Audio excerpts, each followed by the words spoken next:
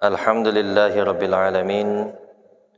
Wa sallallahu wa sallama ala sayyidina Muhammadin wa ala alihi wa sahbihi rasulillahi ajma'in. Nawa'ina ta'aluma wa ta'lim wa tadhakkur wa tadhkir wa nafa' wal intifa' wal ifada wal istifada wal hath wa tamassuk bi kitabillah wa sunnati rasulillahi sallallahu alaihi wasallam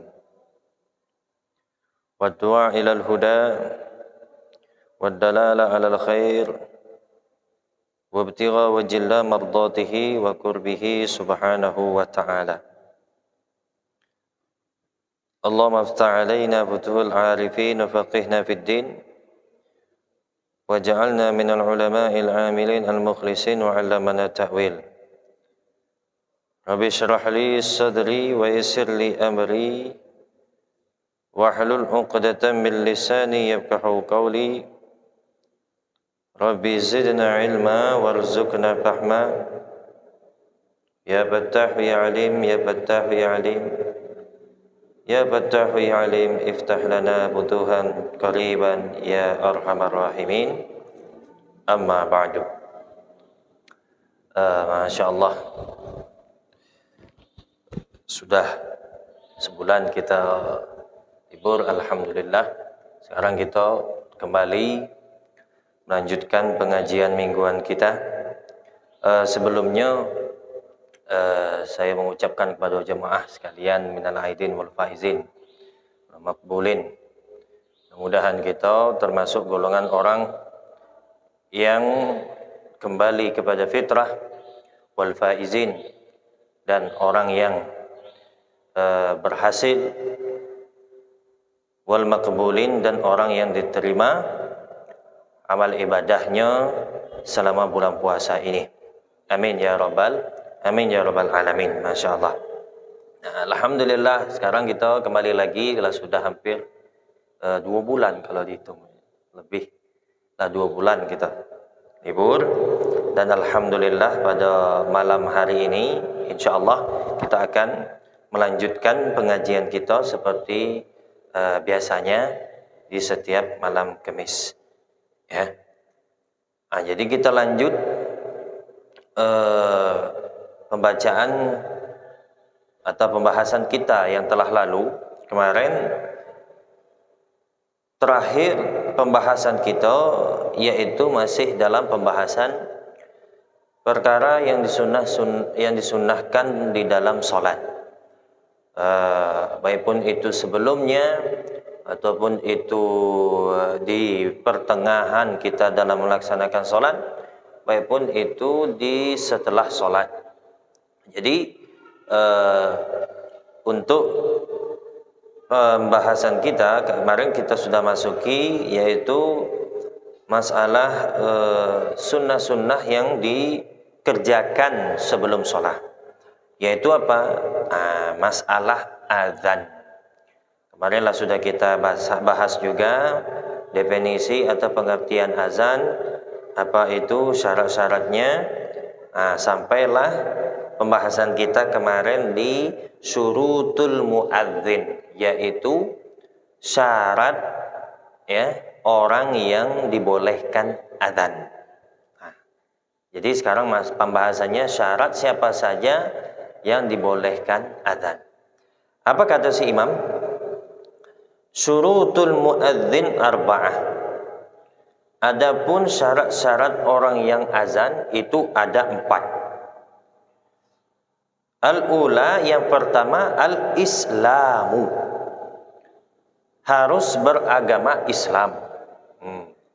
Ya, itu tidak diragukan lagi. Ya. Fala yasihu min kafirin ar murtaddin. Maka tidak sah azan tersebut apabila dikumandangkan oleh seorang kafir yang bukan muslim, au murtaddin, atau seorang murtad. Murtad ialah orang yang keluar dari agama Islam. Baikpun itu murtadnya secara qauli perkataan baik pun itu murtadnya secara fi'li perbuatan, baik pun itu murtadnya secara i'tiqadi atau keyakinan. Jadi murtad ini Pak, ya, sebab murtad ini ada 3, dari perkataan, perbuatan, dan keyakinan. Itu sering kita ulang-ulang terus, kita ingat-ingat terus. Perkataan misalnya, ya, salah satu sebagaimana Nabi Muhammad SAW bersabda, barang siapa yang melontarkan kekafiran kepada seorang muslim, tahu-tahu dia tidak kafir,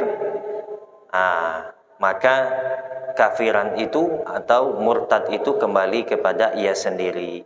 Contohnya, misalnya kadang kita hobi beranggap-anggap, ya, lihat ada seorang muslim yang mungkin tidak pernah dipandang zohir kita, dia sholat, dia apalah itu, pokoknya tidak pernah dipandang kita melakukan kewajiban di dalam muslim tadi. Tahu-tahu dia ini kafir tapo, Kristen tapo, hati-hati Pak. Ya, tahu-tahu dia muslim, ya, akhirnya apa? Hukum kafirnya dibalik ke yang bicara sendiri.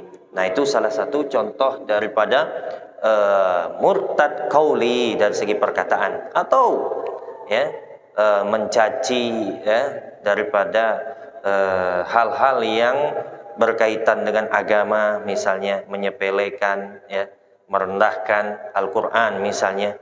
Nah, ini ya sama, ya, termasuk dari golongan murtad secara perkataan. Kemudian perbuatan contoh seperti membakar Al-Qur'an, menginjak-injak Al-Qur'an, ya, mengencingi masjid, auzubillah, ya. Terus apapun itu hal yang menghina, yang berkaitan dengan syiar-syiar Islam, ya. Ada bendera misalnya kayak la ilaha illallah Muhammadur Rasulullah diinjak-injak, nauzubillah. Ini kalimat tauhid, bukan masalah benderanya, masalah tulisannya yang kau injak-injak, ya, itu kalimat tauhid, ya, kalimat yang mana, ya, salah satu misi utama Nabi diutus ke dunia, kalimat itu yang diperjuangkannya. Nah, ini termasuk daripada murtad fi'li.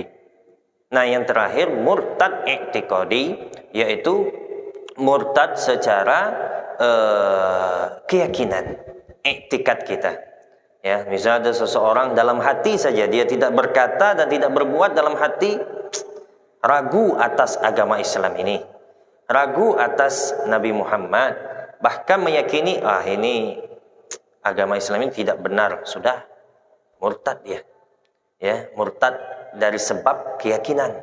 Jadi tiga-tiga ini, ya, bisa menjadi seseorang muslim apabila dia, ya, menyepelekan, menghina, bahkan meragukan agama Islam, maka terjerumuslah ia ke dalam kemurtadan, wal-iyazu billah.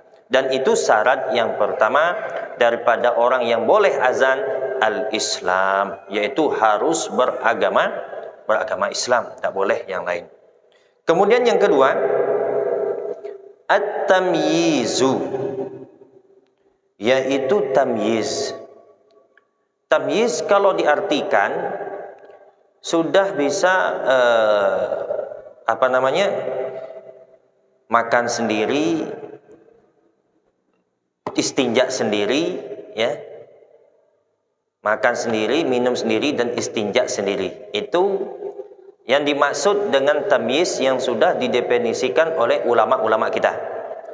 Sudah makan sendiri, maksudnya itu bisa makan sendiri, nyuap sendiri, belum disuapi, minum juga sendiri, dan istinja, nyebok sendiri. Itu sudah tamyiz. Ada sebagian mengatakan tamyiz ini dia sudah tahu membedakan mana yang bahaya atau dan tidak bahaya. Misalnya kalau disuruh minum air atau megang api bara gitu, ya. Nah, itu sebagian ada yang mendefinisikan gambaran tamyiz seperti itu. Nah, jadi harus tamyiz yang kedua. Tidak harus baligh, Pak, ya. Maksudnya tidak harus dewasa sampai umur. Kadang kita sering kita kalau jemaah di rumah kadang suruh anak-anak kita yang sudah ngerti gitu kan, azan suruh biasakan dia kadang tuh kan. Nah, tidak masalah, boleh ya. Asalkan dia sudah tamyiz. Katanya pala yasihhu mimman la tamyiza lahu. Katanya maka tidak sah azan itu apabila dikumandangkan oleh seorang yang belum tamyiz, yang belum mumayyiz, ya. Kasabi ghairil mumayyiz, seperti anak kecil yang belum mumayyiz, masih terlalu kecil, belum paham. Ya, kalau dikira-kira umur 2 tahun atau 3 tahun. Hah? 2 tahun lah ya, 3 tahun atau gitu ya. Belum ngerti, belum paham. Ya. Tidak tahu membedakan ini kotoran atau tidak, ini bara api atau tidak, belum ngerti. Makan aja masih disuapin, istinja, beol aja masih diceboin. Ya, ini belum. Nah, wal majnun, di luar tamyiz tadi, wal majnun, dan orang gila. Nanti kalau tidak tahu mana tahu ya. Masya Allah, terkadang ada orang gila rajin sholat, rajin ke masjid, ya, tahu-taunya azan, ya, azan lah masuk waktu sholat. Masya Allah, betul azannya, kalimat azannya benar lah, betul lah, dari Allahu Akbar takbir sampai ditambah pula baca doa pula dia. Masya Allah, orang gila. Ya, cukup itu? Belum, tidak cukup, belum, tidak boleh. Ya, harus azan lagi. Ya, kemudian wasakron, dan orang yang sedang mabuk. Nah, kalau pada umumnya dasarnya ini ialah yang jelas orang yang tidak ada akal, ya, sedang tidak ada akal di dalam dirinya. Orang yang mabuk, lagi mabuk, nah, azan, ini tidak boleh. Ya, itulah yang dikategorikan di luar tamyiz atau mumayyiz tersebut. Syarat yang ketiga daripada syarat orang yang azan, ad-dzukuratu, yaitu laki-laki. Ada pernah kita dengar azan perempuan, Pak? Ada? Tidak pernah ya kita dengar azan perempuan, tidak pernah. Ya. Sekalipun jamaahnya semuanya di masjid atau di musola itu perempuan, tidak ada ya. Nah, itu syarat benar. Ya, harus laki-laki. Fala yasihu min unsa. Nah, maka tidak sah azan itu dikumandangkan oleh perempuan. Au khunsa, atau waria. Nah, bahkan waria pun. Loh, waria kan masih ada gitu loh, apa namanya, jenis laki-laki masih ada tetap, dikarenakan ada unsur jenis badannya itu ada setengah perempuan. Nah, ini tidak boleh. Jadi hanya untuk apa, laki-laki, ya, cuman waria beneran Pak ya, bukan waria buat-buatan ya. Ya, waria beneran yang memang apa namanya, kalau memang betul kelaminnya 2. Nah, kalau waria kita ini kebanyakan buat-buatan ya. Nah, satulah tetap kelaminnya. Ini tidak, memang 2 kelaminnya. Ya, itu yang tidak boleh. Terus katanya di sini li'annal adzan yustahabbu istima'uhu. Apa sebabnya? Kenapa azan itu hanya dibolehkan untuk laki-laki? Li'annal adzan yustahabbu istima'uhu. Karena sesungguhnya azan itu disunnahkan untuk mendengar, menyimaknya. Falau jawaznahu lil mar'ah, kalau misalnya kami atau dibolehkan kepada perempuan, la adda ila ma yu'maru rajul bistima'i ma yunsa minhul fitnah wa wal mumtani. Niscaya katanya bisa membawa kepada sesuatu, ya, kepada fitnah. Karena ya, kan kita mungkin tidak banyak, dikit ya, kita sudah tahu ada yang mengatakan suara perempuan itu aurat ya, tapi tidak semua ulama berpendapat seperti itu ya. Ada yang mengatakan aurat, ada yang tidak ya, menghindar daripada fitnah ini, maka ya daripada itu tidak dianjurkan dan tidak dibolehkan bagi untuk perempuan untuk mengumandangkan azan. Hanya untuk laki-laki saja. Bi khilafil iqamati, berbeda dengan iqamah. Masya Allah. Fatusannu minhuma li nafsihima aw li jama'atin nisa. Nah, kalau untuk iqamat katanya apa? Dibolehkan untuk keduanya. Perempuan boleh, laki-laki apalagi. Jadi kalau untuk jamaah perempuan saja semuanya, misalnya dia berimam hatta sampai-sampai imamnya juga perempuan, nah itu dianjurkan hanya batas iqamah tetap. Tapi kalau azan tidak. Azan hanya untuk laki-laki. Nah, beda dengan iqamat. Wali'anna fihi tashabbuhan birrijal wali'annahu istahabbu an-nadharu ila al-mu'adzin halata adhanhi. Dikatakan katanya kenapa perempuan itu dilarang azan? Karena hanya untuk laki-laki, dan itu dia kalau dia azan termasuk dikatakan menyerupai laki-laki. Sedangkan dalam agama kita tak boleh perempuan menyerupai laki-laki. Laki-laki apalagi menyerupai perempuan. Nah inilah nauzubillah. Haram hukumnya. Ya. Diharamkan, maka daripada itu dilarang, salah satu sebabnya. Kemudian katanya apalagi wali annahu yustahabbun nadhuru ila muadzin halata adzanihi, dan di dalam azan itu juga berkumandang bagi kita yang mendengarkannya, itu disunnahkan kita melihat orang yang azan. Itu ya, tidak pernah kita dengar ini ya. Nah, ternyata kita disunnahkan memandang orang yang azan, lagi azan itu pas ketika dia azan ya, bukanlah setelah azan dipandang terus kemana berjalan. Ya, pas ketika dia azan disunahkan kita lihatnya. Nah di situ juga alasan kenapa perempuan dilarang, sedangkan kita memandang perempuan yang bukan mahram kita tidak boleh ya. Nah, itu alasannya, salah satunya. Falau istahbabna lil mar'ah li amru sami' bin nadhr ilaiha wa hadha mukhalifun li maqsudi syari'. Apabila katanya disunnahkan bagi perempuan misalnya azan itu, maka ini bertentangan dengan syariat atau agama yang mana kita dilarang untuk melihat perempuan.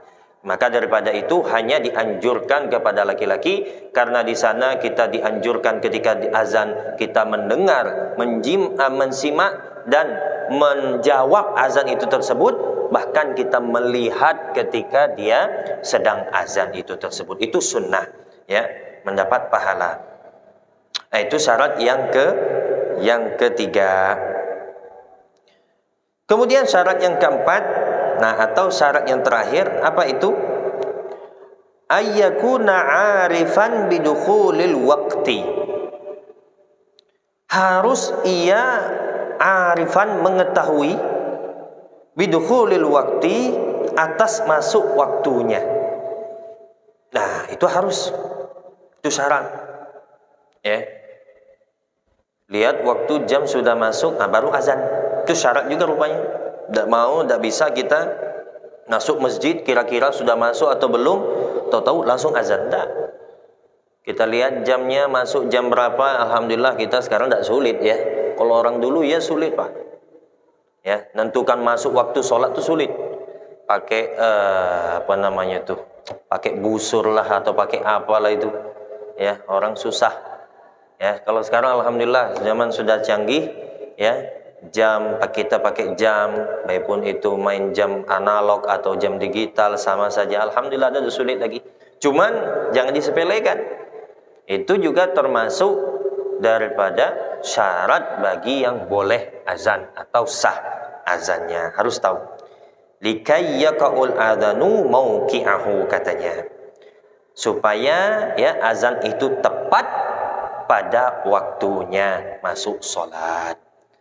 Jadi ada sebagian kita ya sering terjadi kadang Pak ya. Tahu-tahu azan belum masuk waktunya. Ya. Tapi kayak disepelekan. Iya. 5 menit belum lagi kadang tuh la azan. Aduh, gimana ini? Ya. Cuman nanti sepelenya di mana? Ah, enggak apa-apalah, biarlah. Yang penting enggak sholatnya di luar waktu. Enggak. Ini harus kita kasih tahu. Ya. Disitulah letak sah azannya tadi untuk sholat yang akan ditegakkan tadi. Kita kadang sering seperti itu. Tahu-tahu, wah, 10 menit lagi belum masuk. Nah, sudahlah, tidak apa-apalah. Yang penting nanti sholatnya tunggu pas ketika masuk. Sholat iya. Cuman azan juga begitu. Kita tegur, ya, kita kasih tahu bahwa tidak bisa. Bisa dikatakan tidak sah. Ya bisa dikatakan. Berat juga tanggung jawabnya, Masya Allah. Ulang lagi kalau misal takut fitnah Pak ya, repot kayak jamaah ya. Terkadang tak apa-apa juga. Bikin ramai masjid. Ada kan, ada cerita kita lihat di Facebook tuh kan. Azan tepat waktu nggak ada, datang ke masjid. Akhirnya si muazzin tadi, yang tukang azan tadi biasa di masjid, punya akal. Gimana supaya rame? Akhirnya azan di luar waktu, rame datang. Marah-marah, kenapa kok bisa ini?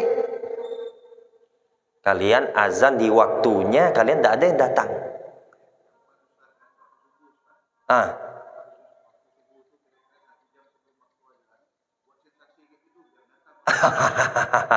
Iya. Ya. Itu bahkan bukan hanya ide atau usulan saja sebenarnya itu Pak. Bahkan ada disunnahkan itu khusus subuh. Sebagian tempat kita pernah dengar kan, kadang jam 4 lah sudah ada azan. Apalagi yang apa ya? Itu. Jadi subhanallah, Masya Allah. Sebenarnya ya, yang terpenting ya azan tepat waktunya. Kecuali itu tadi waktu subuh. Subuh mungkinlah sudah pernah kita sampaikan sebelumnya juga. Memang ada yang mensunnahkan, menganjurkan ya azan juga 1 jam sebelum masuk waktu subuh. Sama halnya ya dengan Jum'ah 2 kali azan. Ya. Kita waktu di tempat kita belajar dulu di Yaman, Tarim, Masya Allah di sana, masyarakat sana mereka memakai itu. Jam 4 lah azan, bahkan jam 3 malam. Ya. Jam 3. Kalau misalnya waktu subuhnya jam 4:30 misalnya, kadang seperti itu.